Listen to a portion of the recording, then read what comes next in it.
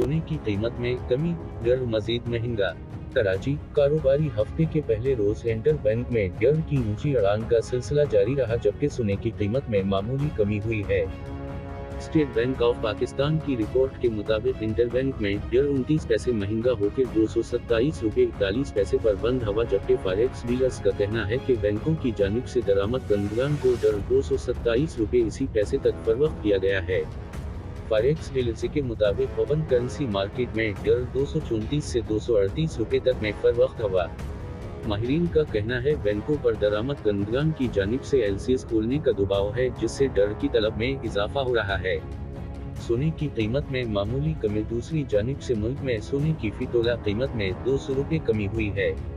और Pakistan James and jewellers association के मुताबिक सोने की फी तोला कीमत 200 रुपये कम होकर 1,85,100 रुपये हो गई है।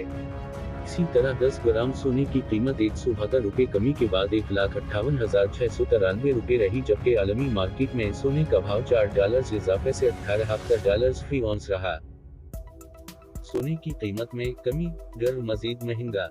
कराची, कारोबारी हफ्ते के पहले रोज इंटरबैंक में डर की ऊंची उड़ान का सिलसिला जारी रहा, जबकि सोने की कीमत में मामूली कमी हुई है।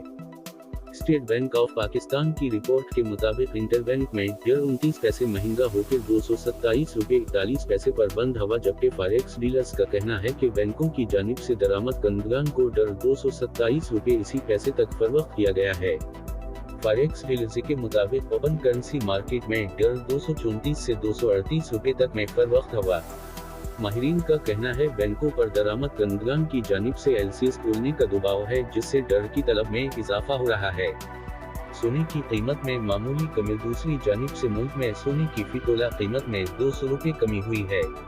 और Pakistan James and jewellers association के मुताबिक सोने की फी तोला कीमत 200 रुपये कम होकर 1,85,100 रुपये हो गई है।